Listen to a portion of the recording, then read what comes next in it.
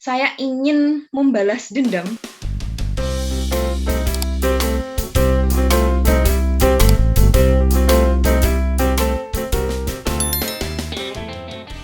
Selamat siang, sahabat literasi. Salam sehat, salam semangat. Terima kasih untuk tetap stay tune di podcast literasi dan komunikasi. Ini podcast yang mendiskusikan berbagai hal tentang literasi, ya termasuk pendidikan, buku, lalu juga komunikasi. Komunikasi, how to communicate your ideas to public. Ini juga salah satu podcast yang akan kita sajikan kepada sahabat literasi. Nah, kali ini kita akan berbincang dengan teman saya, sahabat saya, juga orang hebat yang bisa menyelesaikan studinya dalam waktu yang relatif singkat di satu tempat yang juga luar biasa begitu ya. Beliau juga orang yang memang tidak bisa dibilang tidak mudah menyerah karena itu bisa menyelesaikan studinya dengan tepat waktu. Kita sapa beliau, siapa? Itu Mbak Alfa Nita. Selamat siang Mbak Alfa, apa kabar? Ya, selamat siang Mas Raja dan juga selamat siang sahabat literasi. Alhamdulillah kabar baik. Terima kasih banyak sudah diundang ke podcast yang hebat, menarik ini. Terima kasih banyak. Saya sampai speechless ini mau ngomong apa Mas. Siap. Nah itu di belakang Mbak Alfa itu banyak postcard itu. Itu kayaknya ada gedung-gedung kampus-kampus di luar negeri itu. Boleh cerita loh Mbak, kita langsung aja masuk ya ke tema. Ini Mbak Alfa tampaknya ya baru selesai studi, karena saya dapat kabar Mbak, saya pengen konfirmasi nih, baru selesai studi di satu kampus yang, di mana sih Mbak kampusnya, lalu kemudian mungkin di negara mana dan apa bidang studi yang Mbak ambil? Oke, nah sebenarnya saya itu lulus dari kampus ini. Tada! Namanya University of Glasgow, yang mirip-mirip dengan Hogwarts, dan tempatnya itu ada di Skotlandia, United Kingdom. Saya itu mengambil sastra anak dan literasi. Sastra anak? Familiar ya? Sastra anak ya. Okay. Jadi berbicara banyak mengenai buku-buku anak dari berbagai macam bentuk ya. Dari buku gambar yang kita anggap remeh-temeh, apa sih buku gambar gitu ya, kok nggak bermakna, kok kurang berat, kita harusnya bacanya kan ya kayak Animal Farm or 1984 atau yang lebih berat lagi kan. Kok saya ngambilnya sastra anak ya, ngapain membahas buku-buku gambar yang biasanya dibaca anak kecil atau mungkin yang kita sudah familiar, Harry Potter. Kenapa susah-susah harus seperti itu? Nah, sebenarnya saya mengambil sastra anak, mengambil kuliah di University of Glasgow itu karena saya suka Harry Potter. Itu alasan utama saya. Jadi sempat pakai itu nggak? Pakai topping Harry Potter? Kebetulan dulu nggak ikut graduation ya. Jadi nggak sempat ikut pakai jubah. Tapi alhamdulillah, pas hari-hari terakhir di sana itu ketemu sama reporter BBC yang sedang syuting ala-ala Harry Potter. Kemudian saya pinjem jubahnya, kayak permisi boleh pinjam buat foto, dan mereka membolehkan. Oh gitu, di kampus ada ya? Di kampus nggak ada, itu dari BBC. Jadi benar-benar yang ala-ala Harry Potter persis. Wah, boleh dong Mbak tunjukin nanti fotonya Mbak. Oke, nanti, dan settingnya kan sudah Hogwarts sekali. Iya, cakep ya. Jadi artinya kita bertemu dengan salah mahasiswi yang jebolan dari University of Glasgow ya Mbak, di Scotland ya. Oke Mbak, studi tahun berapa dan kapan selesainya Mbak? Mulai berangkat itu sudah lama sebenarnya, 2016. Kemudian lulus 2017. Jadi hanya 1 tahun untuk menyelesaikan studi S2. 1 tahun ya. Berarti 1 tahun. Intake-nya kapan persisnya? 2016 September, kemudian selesai itu Agustus akhir. Itu sudah selesai. Namun memang wisudanya itu di November. Oh, berarti masih tunggu di sana atau sudah kembali ke Indonesia langsung? Langsung pulang, melewatkan graduation. Oh, gitu. Lalu tetap nggak ikut online? Graduation? Tidak, dulu belum online Mas. Online, ya. Belum bisa saya sekarang online. Jadi hanya ngelihat di YouTube kayak streamingnya saja. Tapi ya feelingnya beda ya Mas ya, ketika sudah berhasil menyelesaikan suatu studi dengan susah payah dan tidak ikut graduation-nya, itu semacam ketinggalan party-partinya.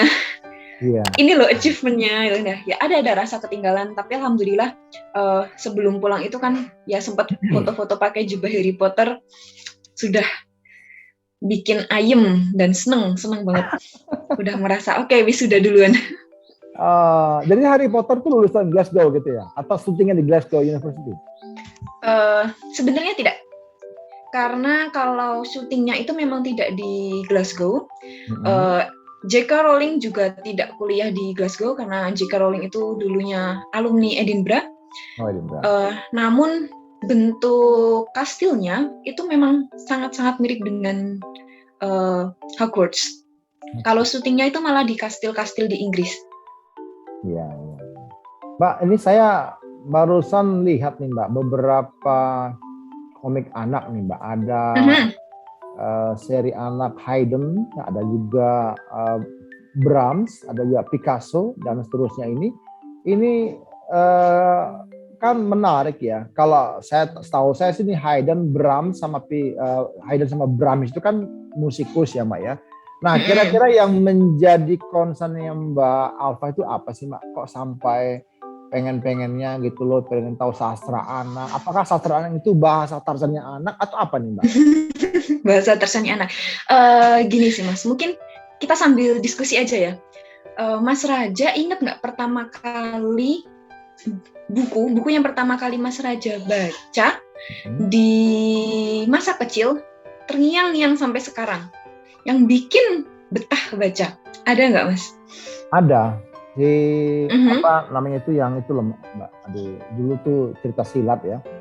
Ada Ulung Sakti gitu. Ada siapa lagi itu yang terkenal di Indonesia waktu itu, yang pokoknya cerita silat gitu ya saya ingat. Tapi namanya cerita tentang silat. Nah, satu lagi itu ada juga Bobo ya. Bobo ya. kita semua kayaknya memang penggemar Bobo ya. Nah, lalu ada lagi yang Asterix and Obelix. Asterix Obelix ini yang dari UK juga ya. Ya. Tintin ya, yang udah luar negeri. Jadi bukan hanya majalah dari Indonesia Bobo, betul. tapi sampai keluar juga. Nah, sebenarnya kenapa saya memilih sastra anak? Alasan pertama ya tadi ya, karena saya suka Harry Potter. Dan itu yang membawa saya mengambil kuliah sastra Inggris untuk S1 dan kemudian membawa saya kuliah S2 di University of Glasgow. Nah, kemudian setelah saya telusuri, selain saya senang membaca sastra anak yang penuh fantasi, namun ternyata bermakna banyak, sastra anak itu punya peran yang sangat penting, Mas, buat perkembangan anak. Yang akhirnya secara tidak langsung itu membentuk karakter kita ketika dewasa ini. Nah, dulu saya itu baru bisa baca buku itu ketika sudah besar, Mas. Ketika SMP saya di sekolah saya ada perpus, saya baru bisa baca buku. Ketika saya SD, ketika saya kecil, saya tidak mempunyai akses untuk buku. Bobo itu baru saya baca ketika saya sudah gede, Mas. Telat banget ya. Jadi semacam saya ingin membalas dendam terhadap masa kecil saya yang tidak pernah punya akses bagus kepada buku.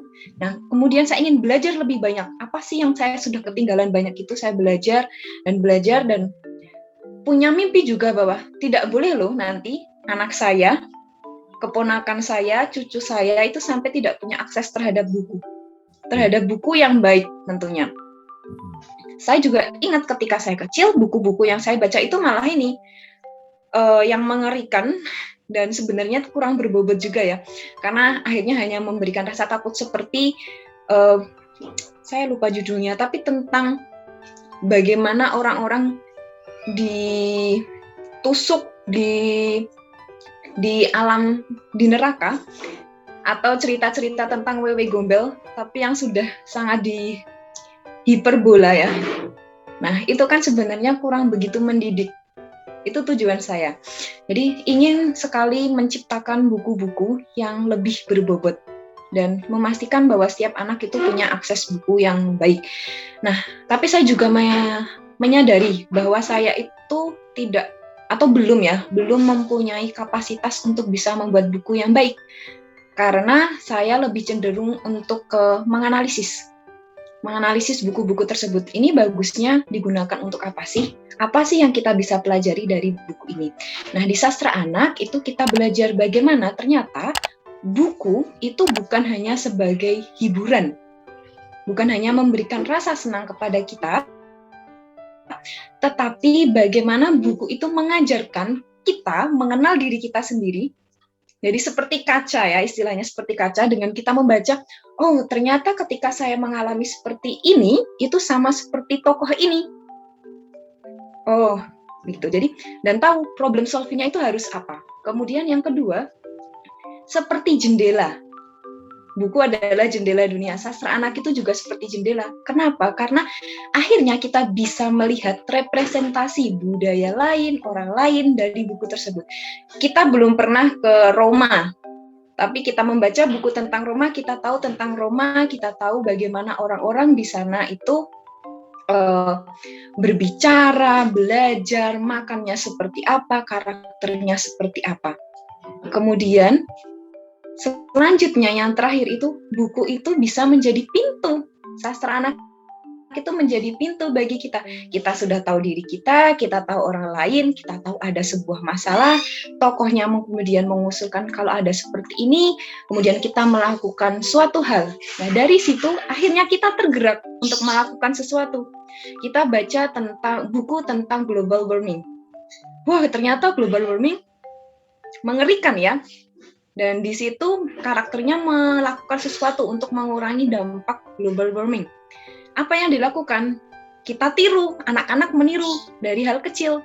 Nah, kemudian ada action, kita keluar dari pintu, melakukan sesuatu hal yang baru. Padahal selama ini kita berpikir buku anak simple ya, tapi ternyata tidak sesimpel itu. Wah, saya udah ngomong banyak sekali nih. Iya, menarik Mbak.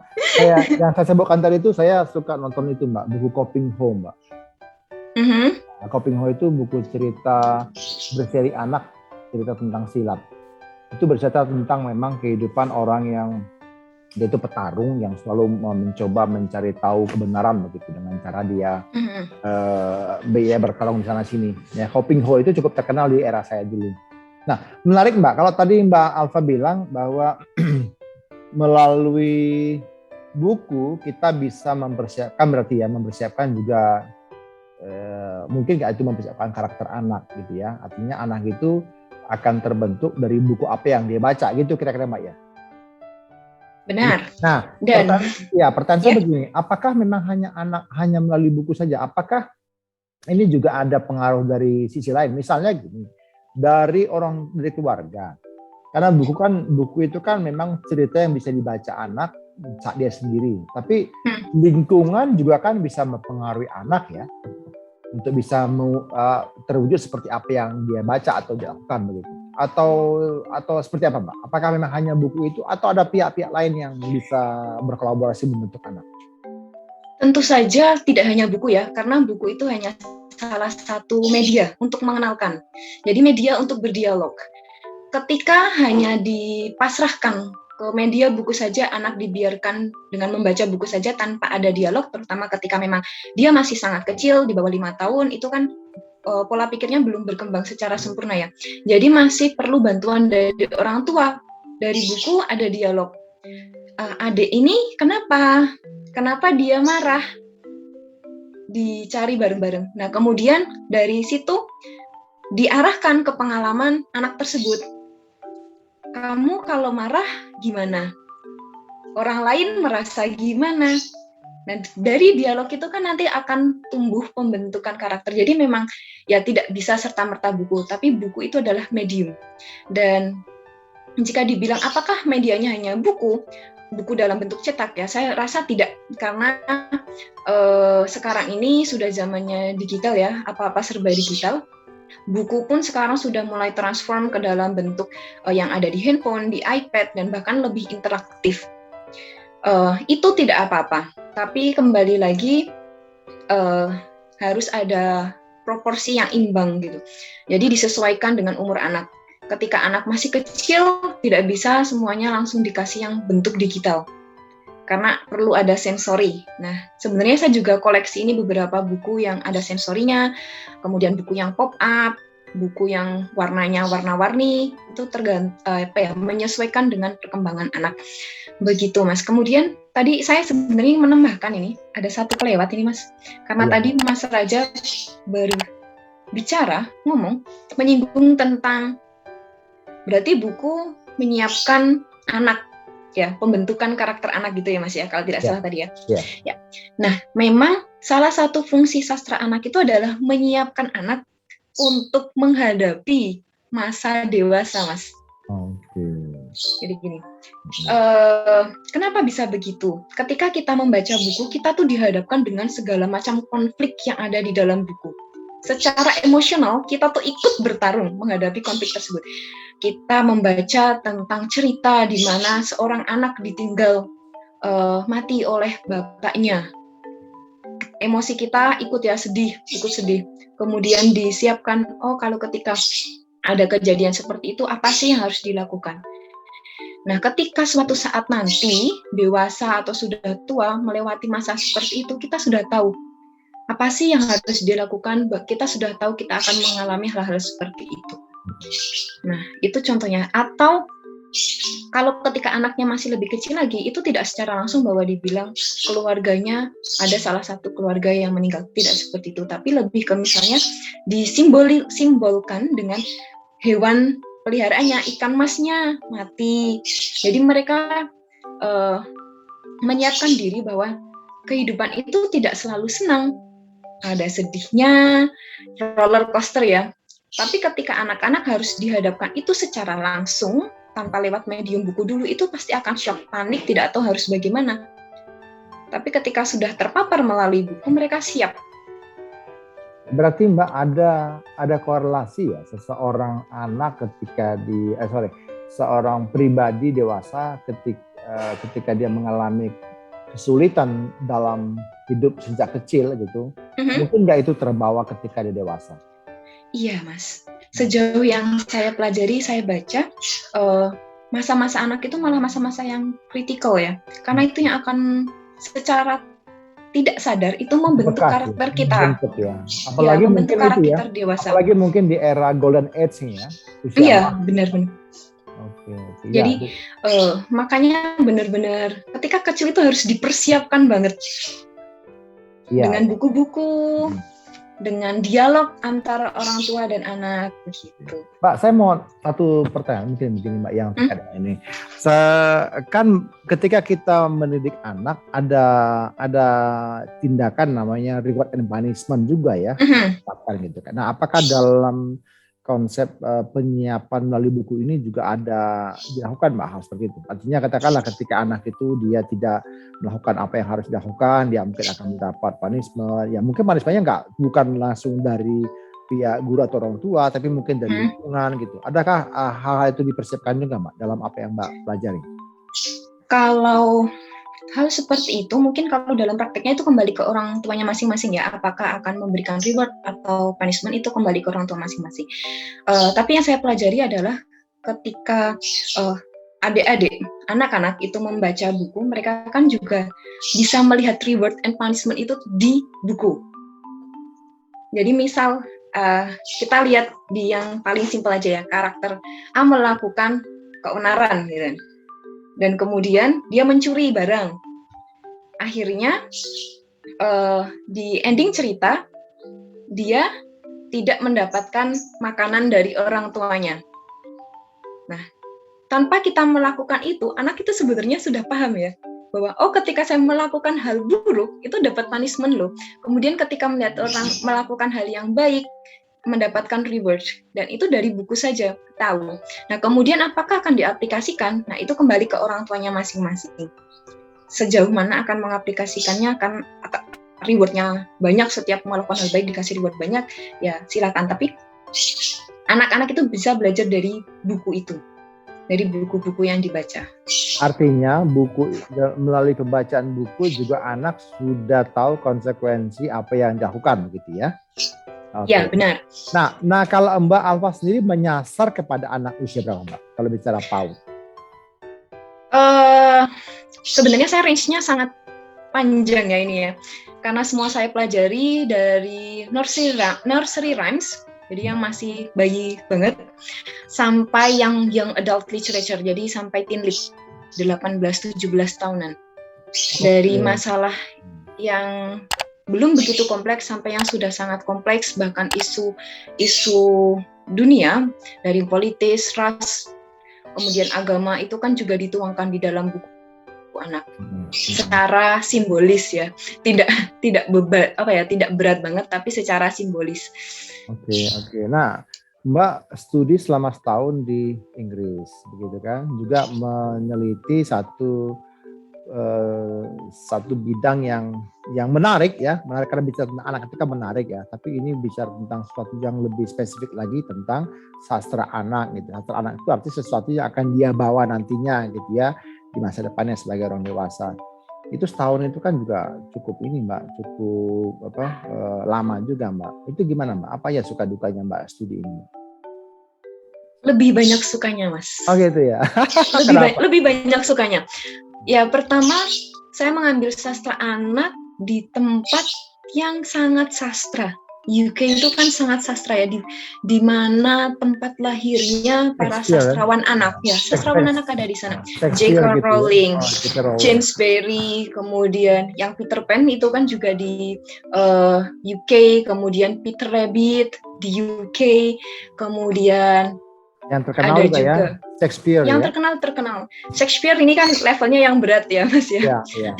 Saya suka baca itu. Tapi kalau yang sastra anak itu kan memang kebanyakan dari UK, banyak sekali dari UK. Kemudian Michael Rosen itu juga dari UK. Nah itu salah satu alasan kenapa sih saya di UK, karena saya ingin punya kesempatan lebih banyak untuk bisa bertemu dengan mereka. Dan ini yang highlight dari studi saya adalah saya mendapatkan kesempatan untuk bertemu langsung dengan authors dan langsung ketemu beliau berdiskusi. Ya, langsung ketemu. Seperti saya bertemu dengan Debbie Gliory. Ini penulis picture book ya, ilustrator, penulis dan juga ilustrator dari picture book yang kebetulan itu bukunya menjadi objek studi saya tentang depresi. Jadi saya bertemu langsung dengan beliau, sempat foto juga ya, bukti keeksisan. Dan kemudian ada juga penulisnya How to Train Your Dragon, Cressida Cole. Nah itu bertemu juga. Kemudian yang paling wow itu menurut saya adalah bertemu dengan Alan Lee. Alan Lee ini adalah art director dari The Lord of the Ring. Film The Lord of the Ring, Alan Lee. Jadi memang di sana itu banyak sekali book fair dan mengundang author-author terkenal, dan saya tidak melewatkan acara tersebut. Itu sukanya. Kemudian dukanya itu lebih ke ini mainstream sih. Ada saat dimana kangen keluarga, kangen makanan Indonesia yang penuh gorengan itu. Tapi tidak sampai yang membuat down banget. Jadi ya hanya sedikit tuh. Kemudian ada homesick juga dong? Ya homesick tapi tidak terlalu ya, karena hanya 1 tahun. Jadi ibaratnya ketika udah homesick, kerasa homesick itu sudah mau pulang. Jadi tidak sampai yang membuat down sekali. Apalagi ya dukanya di sana? Mungkin ini sih, karena 1 tahun pace-nya itu sangat cepat. Ibaratnya belajar itu sambil lari. Berbeda dengan yang kuliah 2 tahun, itu masih ada waktu untuk menghela nafas. Tapi kalau ketika 1 tahun itu benar-benar materi masuk, belajar, materi masuk. Liburan hanya sebentar, belum sempat menghela nafas karena liburan itu juga digunakan untuk mengerjakan UAS. Tahu-tahu sudah masuk lagi, dan kemudian tahu-tahu sudah harus menulis disertasi atau tesis ya, yang waktunya itu hanya tidak sampai 3 bulan. Tidak sampai 3 bulan, itu mulai dari nol, mulai dari membuat kerangkanya, kemudian sampai selesai dalam waktu 3 bulan. Jadi lebih ke tantangan Mas, tantangan ya, bukan duka ya sebenarnya, lebih ke tantangan banget. Jadi kayak lari sprint terus Mbak ya, lari sprint selama setahun ya? Iya. Masuk. Kayak setelah akhirnya selesai itu bisa yang ambekan ya, akhirnya bisa menghela nafas. Nah, selama setahun di sana Mbak, itu kan bukan murah juga Mbak pembiayaannya Mbak. Apalagi dengan mata uang. Masih pakai pound sterling apa pakai euro Mbak? Pound sterling. Pound sterling ya, pound sterling itu kan sebagai mata uang termahal di dunia ya. Saat ini juga termahal, lebih tinggi dari euro dan juga US dollar gitu. Nah, itu Mbak Alfa nih gimana Mbak pembiayaan ke sana Mbak? Ya, alhamdulillah Mas dapat beasiswa lagi ya. Wow, oke. Alhamdulillah. Kalau Dari misalnya pemerintah dari Inggris. LPDP, LPDP, Lembaga Alhamdulillah, Pengelola Dana Pendidikan. Dana Pendidikan, ya LPDP. Kebetulan saya dapat yang jalur afirmasi. Ya, karena saya dulu lulusan bidik misi angkatan pertama ini. Oh, bedanya apa tuh Mbak? Afirmasi dengan BPI, beasiswa yang reguler ya. Ya, kalau yang afirmasi ini memang dikhususkan untuk sub-sub tertentu ya. Jadi kalau dulu ketika saya mendaftar LPDP itu hanya untuk yang mahasiswa lulusan bidik misi, jadi yang S1-nya mendapat beasiswa bidik misi, atau mahasiswa yang tidak mampu, kemudian mahasiswa dari 3T. Dulu masih 3 kategori saja, namun kalau sekarang sepertinya sudah banyak sekali kategorinya. Nah, alhamdulillah. Mungkin udah 5T kali ya, sama kayak 5M. Iya. 5M pakai masker nih. Oke. Iya, begitu Mas. Jadi alhamdulillah semuanya tercover dari LPDP, tidak mengeluarkan uang sepeser pun. Wow. Dan mendapatkan pengalaman yang sangat berharga ini. Jadi saya juga berterima kasih sekali LPDP pemerintah Indonesia yang akhirnya mampu mewujudkan cita-cita saya. Wow, luar biasa. Nah, setelah ini Mbak berarti kan sudah studi 2017. Mbak kembali kemana? Bekerja atau di pemerintahan? Iya, sekarang saya kembali bekerja di Universitas S1 saya di UGM, Mas. Saat ini masih asisten, jadi masih membantu prodi dan juga sedikit banyak mengajar sastra anak di kelas sastra Inggris. Di fakultas apa? FIB? Di Fakultas Ilmu Budaya. Oh, tadi ngajar sastra anak ya? Iya, ngajar sastra anak. Setahu saya dulu tuh ada sastra Inggris, sastra Jepang, sastra Rusia, sastra apa? Ini ada sastra anak ya? Kalau ini lebih ke mata kuliahnya, Mas. Mata kuliah. Ya, mata kuliah dari sastra anak. Mata kuliah sastra Inggris. Jadi salah satunya adalah sastra anak. Jadi speak in English ya? Ya. Oke, Mbak Alfa, kira-kira Mbak Alfa ada pesan apa nih kepada teman-teman yang ingin meniru langkahnya Mbak Alfa? Oke, untuk sahabat literasi, yang terpenting itu adalah kita bermimpi dulu ya. Mau tidak mau harus bermimpi, kemudian mimpi itu harus divisualisasikan. Seperti saya, tempel postcard di mana-mana, tempel apapun yang membuat mimpi kita itu terlihat lebih nyata. Bukan hanya di atas langit, tapi lebih dekat ke kita. Nah, setelah itu kemudian kita melakukan action untuk menggapai mimpi-mimpi tersebut. Terus berusaha dan jangan lupa mohon doa restu dari orang tua dan orang-orang terdekat kita, karena itu yang akan membuat kita menjadi sukses selain usaha kita. Tetap semangat dan yakin pada diri kita sendiri, pasti ada jalan. Gitu sahabat literasi. Wow, mantap. Jadi tetap libatkan peran orang terdekat kita, orang tua, ya orang terdekat. Dan yang paling penting tadi seperti di awal saya sampaikan, sahabat literasi, Mbak Alfa juga menekankan jangan takut bermimpi. Tapi mimpinya harus benar-benar diwujudkan, divisualisasikan supaya tidak hanya jadi mimpi yang mimpi lagi begitu. Jadi akhirnya mimpi terus dia ketiduran terus gitu ya. Jadi sahabat literasi, bagi teman-teman yang memiliki pertanyaan, silakan hubungin kami di nomor yang ada di layar Anda ini, baik ini medsos maupun nomor kontak kami. Kami akan merespon Anda dengan secepat mungkin. Tentunya nanti kita akan komunikasikan dengan Mbak Alfa terkait mungkin studi-studi tentang sastra anak ya di Inggris. Karena kan sastra ini menjadi bagian, tadi Mbak Alfa bilang, bagian yang akan membentuk seseorang di masa depannya. Nah, mari kita bentuk Indonesia menjadi lebih baik dengan memberikan sastra anak yang juga baik. Kalau kita punya pengalaman yang yang hebat untuk bisa mengembangkan anak-anak kita di masa depan, maka mulailah dengan memiliki sastra yang bertanggung jawab gitu ya Mbak ya. Iya. Benar Mas. Menarik sekali. Iya. Jadi Mbak Alfa seorang penerima beasiswa LPDP. Jadi teman-teman, Anda kalau memang dari keluarga yang tidak punya ekonomi yang sulit, ya, kemudian juga tinggal di daerah yang miskin, yang terpencil, apalah namanya, terpojokkan, tertinggal gitu, jangan ragu, Anda pun bisa berkesempatan. Banyak sekali beasiswa ditawarkan, bukan hanya di Indonesia, di seluruh dunia banyak sekali beasiswa ditawarkan. Tapi yang paling penting adalah capai mimpi Anda dengan lebih optimal begitu. Ada lagi mungkin dari Mbak Alfa mau disampaikan ke teman-teman, terutama dalam hal ini, dalam hal mungkin keadaan orang tuanya mungkin yang merasa aduh nggak mungkin lah begitu, gimana Mbak? Supaya mungkin Mbak. Tidak ada yang mungkin Mas, selama kita berusaha, selama kita meyakini. Nggak ada yang nggak mungkin, maksud nggak ada yang mungkin, nggak ada yang nggak mungkin. Selama kita meyakini, tapi tetap semuanya itu ada di tangan yang Maha Kuasa.